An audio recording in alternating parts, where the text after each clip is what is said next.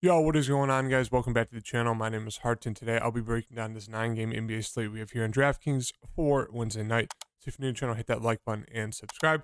Turn on that notification bell. I'm going to be talking through my favorite core plays, value plays, pivot plays, all that good stuff in this slate breakdown. So make sure to hit that like button and let's get into it. Fellas, yesterday was just massive amounts of pain. I'm just in so much pain from yesterday.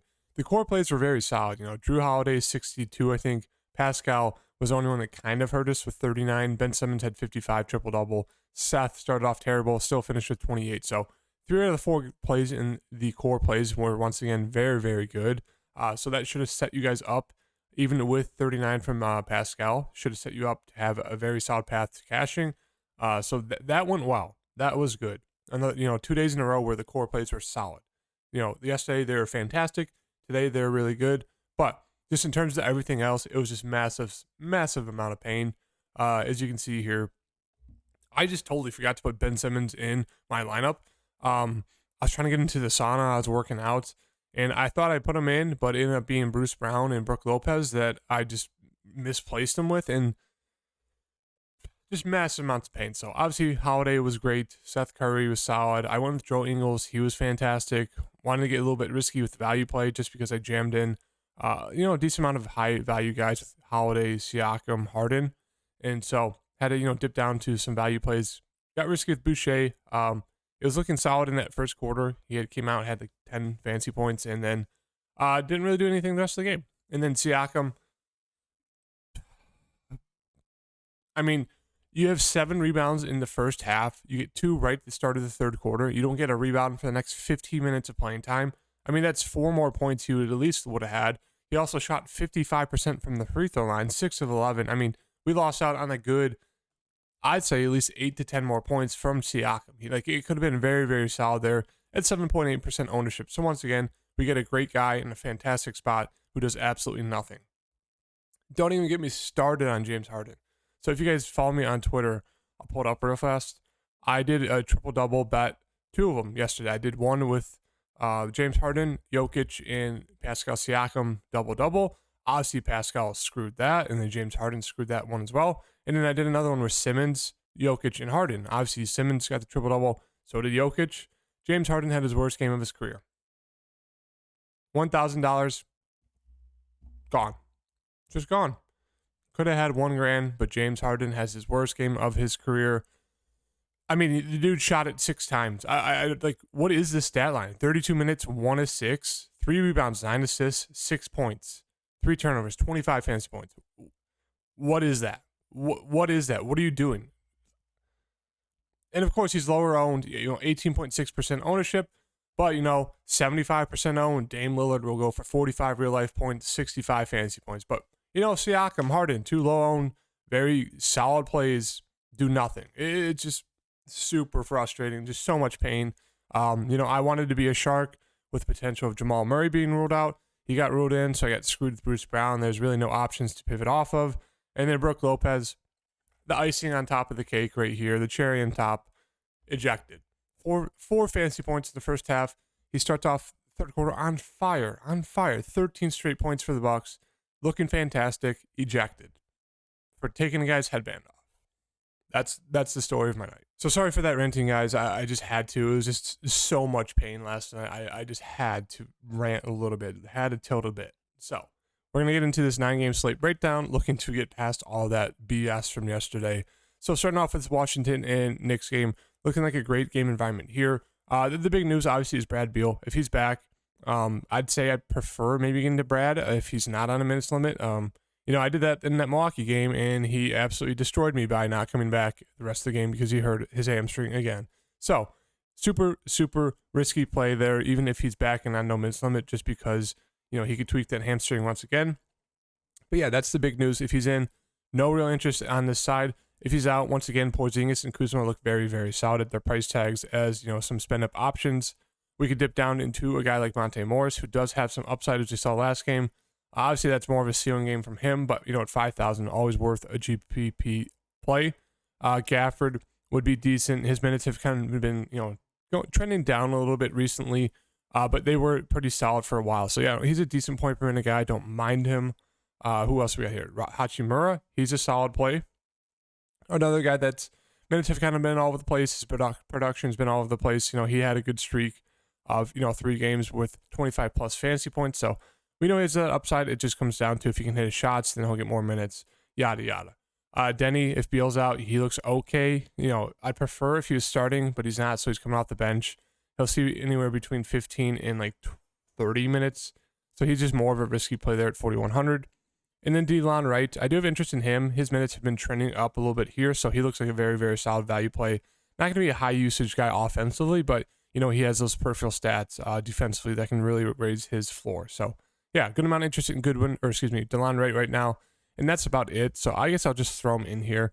I wouldn't say he's a core play just yet. Moving on to the Knicks side, they're just running their starters into the ground. Classic Tom Thibodeau. So Randall, Brunson, Barrett, Robinson, Quickly, and Grimes are all going to see just a ton of minutes. So at their price tags in this matchup, Julius Randle looks very, very solid. Should see about 40-ish minutes. He's going to shoot the ball a ton. Been doing fantastic rebounding the ball recently. So yeah, he looks great here against Washington. Brunson, don't even get me started on Brunson. I took his price picks under, was going to hit a six play for $300. Dude shoots 30 times. 30 times. That's got to be a career high from 30 times. Still doesn't get there. What happens? Scotty Barnes misses a free throw. RJ Barrett rebounds the ball, posters Scotty Barnes within 5 seconds to send the game to overtime where Brunson hits is over. It's just been frustrating stuff betting wise the past few days for me. But yeah, in terms of DFS, even at this elevated price tag, 8,500, you can't argue with the minutes and the usage. So he looks decent as well. Same thing with Barrett, 6,600. I think he'd be my favorite. His minutes have kind of been all over the board recently. He is foul prone. He's sometimes bad. That loses him minutes. But yeah, Barrett looks very, very solid for a guy that could see, as you can see, 40 plus minutes. So I do have a good amount of interest in Barrett right now. The rest of the team, Robinson does have that GPP upside. Then to be great on him. Quickly, I think he's a little bit too pricey for me at that price tag. And then Grimes, okay value play. He's seen the minutes. He's just not a high usage guy. So you could definitely look to him. Don't mind it. Moving on to Atlanta. Trae Young looks solid as a spin up play. DeJounte Murray had the big game last game. 8,000 is a decent price tag for him. Those are really my only 2 interests on this team. Capella is probably still on a minutes limit, splitting time with Okongwu. Collins with a Capella back, don't love that. Okongwu's just there. Bow down price about right. Maybe a little bit of interest in DeAndre Hunter. He's just playing a ton of minutes. Not going to be a high usage guy, but he's an okay value play there at 5,000. Moving on to Dallas. If you feel good with the value, you can definitely pay up for Luka. He plays the whole game. It's going to average pretty much a triple double. So he looks fantastic in this matchup against Atlanta. Christian Wood, price has come up a bit, but he should be in line for big minutes. He's a very high usage guy, so do like him a good amount. There at 8,600 is a very contrarian spin up play. Not a lot of people play him, so he's always good there with low ownership. Rest of the team, Tim Hardaway Jr. is out, so maybe just more minutes for a guy like Dinwiddie. He's okay there. Hardy, maybe that gives him a bump. Maybe about 15-ish minutes for Hardy. I don't think you can expect 27 from him. With Luka back. Bullock, it's more of a downgrade because they are bringing back, where is he? Josh Green. Maybe he'll be in a minutes limit. If not, he'd be an okay value play there at 30,000, the flat minimum price tag. He should be back. And same thing with DFS. So that takes a hit to guys like Powell, Bertans, Bullock. So right now for the value, don't mind Josh Green. Just have to wait to see if there's a minutes limit. Same with DFS. And then really just Luka for me. Indiana and OKC. Now, I don't know what to do with McConnell yet. We'll have to see the ownership. But if it's going to be like 40+% owned for McConnell, I'm just going to go to Nembhard, who, he hasn't been as productive as McConnell recently, but we know he has upside. He's been solid. You can't get mad about 25 fantasy points at 5,000. So, yeah, it just comes down to that. But Turner looks very solid here in this matchup against OKC. He's been great the past 2 games, so I don't mind him. Buddy Hield, he's always there. His usage is kind of up and down, but he looks solid. Mathurin is just okay. Don't know if I have a lot of interest in him. And then McConnell, Nembhard, good amount of interest in these guards. I think it's going to come down to ownership. And for me, I do think it's going to end up me playing Nembhard over McConnell just because I don't want to play McConnell.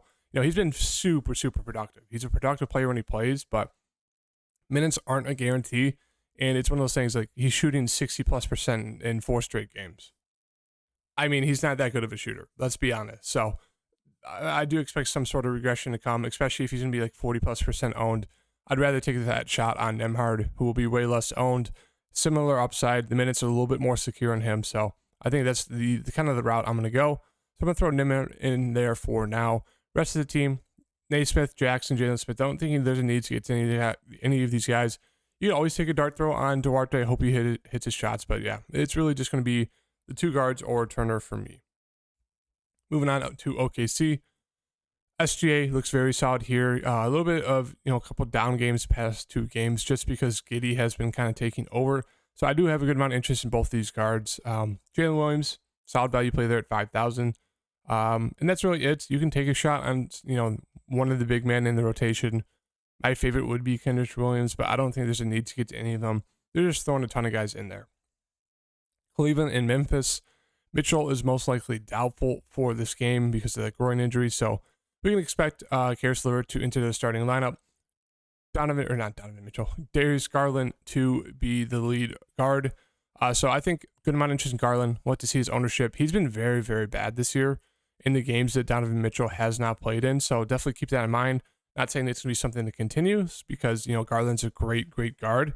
It's been weird, but yeah, he's been bad with Donovan Mitchell out.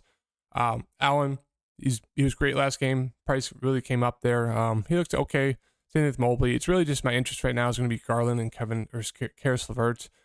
With some interest in Kevin Love, always worth the look off the bench there as a GPP play, especially at 4,100. We know he has some upside, and they could be looking for more offense with Donovan Mitchell off the floor. So definitely keep that in mind. He is worth a GPP dart throw. And that's really it. Ricky Rubio's minutes have been ticking up. If there's no minutes limit, I'd love to take a shot on him at 3,700. But if there is, don't think we need to do it just yet. Memphis. So right now, I think I'm going to throw in just Karis for right now and kind of go from there. For Memphis on their side, interest really is just Ja for me. And that's really about it. Jaren Jackson Jr., Desmond Bane, Steven Adams, all viable GPP plays. Don't mind getting into them. We know they have upside even at their price tags, but it's really just going to be Ja for me just because he's the leader of this team. So yeah, he looks solid. Moving on to Miami in the Pelicans. Bam, Jimmy, Tyler, Victor, all viable GPP plays. The one that stands out to me is going to be Tyler Hero, especially if Kyle Lowry's out. He should assume more of the playmaking ability. We know he's very, very solid upside. He's actually been pretty solid this year, so at that price tag, do love Tyler, even with all those guys back. It's just, if Kyle Lowry's in, don't mind taking a shot on Tyler Hero. But if Lowry's going to be out, really, really like Tyler Hero at that price tag here. And then, everyone else kind of looks priced about right. Moving on to the Pelicans. CJ McCollum, more of a contrarian spin up there in a GPP setting. Don't mind him. J-Val, the minutes have been solid the past couple games, 35, 30, 30, and 28 against Dallas and Washington. So we know he's been productive if he's going to see about 30 plus minutes. It's just, I don't love the matchup here. think I'm going to fade J-Val. Bam's a great defender. They could go into zone. I just doesn't set up well for a J-Val here. Marshall Murphy should see solid amount of minutes because Herb Jones, I think, is doubtful once again. Yeah, so they'll see a good amount of minutes. Daniels will kind of slide into the starting lineup. He's been seeing mid-20s minutes. He looks like a decent value player. Not going to shoot the ball a ton, but can definitely get those peripheral stats. So I think right now my interest is going to be in those guys, kind of the wings or a Jose Alvarado at 4,400. Larry Nance could be a decent play for this game. Minutes haven't been great recently, but we know he's productive if he's going to get, mid-20s minutes. I don't mind taking a shot at him at 3,600, especially with, I don't think it's going to be a J-Val game, so that means Larry Nance probably will see more minutes. So, excuse me. I do like taking a shot on Larry Nance. Charlotte and Houston going to be probably the most popular game to stack just because of the matchup. The LaMelo Ball looks great here. Rozier looks very, very solid. Plumlee's been great recently, so a lot of interest in this Washington team. The top 4 guys for me, PJ Washington going to be the lowest owned of those 4 guys. So I don't mind going to him if you want to get a piece that's a little bit lower owned. I don't think there's a need to get down to any of these cheaper guys. Maybe if Cody Martin plays, we can take a dart throw on him as a value play there. Don't mind that, but yeah, a lot of interest in Charlotte. A lot of the field's going to be on Charlotte, so definitely take that in mind. On the Houston side, KPG's back. No one really stands out besides maybe taking a shot on Jabari Smith If KPJ is still out, then Green looks very solid. Sengun looks solid because they run the offense through Sengun recently. He's coming off a 70-point fantasy game there against the Lakers. Jamari Smith, I'd have a good amount of interest in him as well. Minutes haven't been great. They've kind of been all over the place, but we know he has a ceiling there if he's hitting the shots. Gordon's price come up. Same with Martin. Tate's prices come up. It's really not a lot of interest in these guys.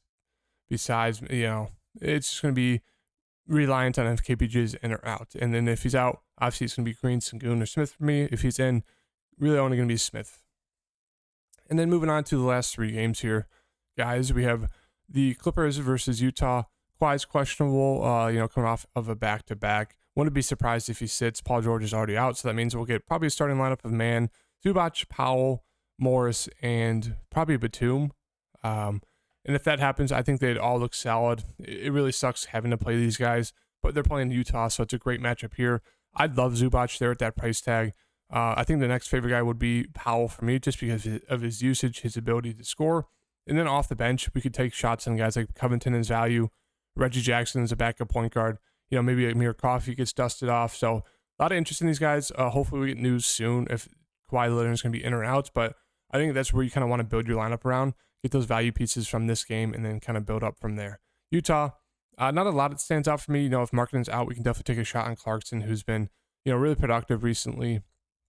Love Walker Kessler, coming off that 2020 game, 57 fantasy points. I do think a lot of people are going to chase it. His price really hasn't jumped up. Kelly Olynyk is still out, so Walker should start. So I do have a good amount of interest in Walker Kessler once again, just dependent on his ownership percentage. And then value play, Sexton, he looks very solid there. Should see mid-20s minutes. He's been super productive, but I don't mind chasing that there. Minnesota, Edwards looks like a solid spend-up value option if he's going to be playing. Gobert's questionable if he's in. He looks okay if he's out. We could definitely look to Naz Reid, but he'd be very, very risky just because of this matchup versus Denver and having to guard Jokic. So definitely take that in mind. So there's a lot of good options on this slate, but a lot of news we kind of have to wait for. And unfortunately, it's closer to the last 3 games that we have to wait for all this news on. So if you want to be sharp, it's, you build preparing for these guys to be ruled out, and you hope they do. If not, then you're kind of screwed. But that's the sharp play to do, because if you get it right, you're going to be sitting very, very pretty with low ownership guys and smash spots. And then moving on to Denver, obviously Jokic looks fantastic. The price is pretty cheap here, especially in this matchup, so I like riding with Jokic tonight. Jamal Murray prices come down to 6,500. He looks very solid. Gordon there, same thing. I have a good amount of interest in all these Denver guys right now. And then moving on to Sacramento and the Lakers. Sabonis 10-5 looks very solid here. He had a huge game against them recently, or not huge, but 52 fantasy points. Before that, he had a 62 fantasy point game. So, he's been fantastic the past month and a half here. So, like Sabonis as a spend up option, Fox's prices come down to a point where I do have a little bit of interest in him. The rest of the team just more of like GPP dart throw plays, like a Herter. He has upside. Same thing with Monk. They all haven't really been great recently. It's really just been Sabonis. So I don't mind loading up on some of these Sacramento guys in this spot against the Lakers. And then LeBron, 11-5. I don't think I can do it. He's been fantastic, but it's just, he's questionable as well. So what to see about that? If he's out, Russ at 9,000, it just doesn't do it for me. I'd rather take a shot on a Schroeder there, who should assume more usage and upside. And that's really it. Not a lot of interest for me in this Lakers side as of right now until we get that LeBron James news. So it's a big slate. There's a lot of different options we can go with, especially in these later games. There's a ton of guys who are, potentially going to be ruled out. A lot of cheap guys. So I do think it's set up for either, you could definitely go starts and scrubs. You can go more balanced build. But yeah, make sure to stay up to date with me on Twitter and on Patreon, where I'll be providing my core plays for tonight's slate once we get more news. So hit that like button, subscribe, and I'll see you guys in the next video. Peace.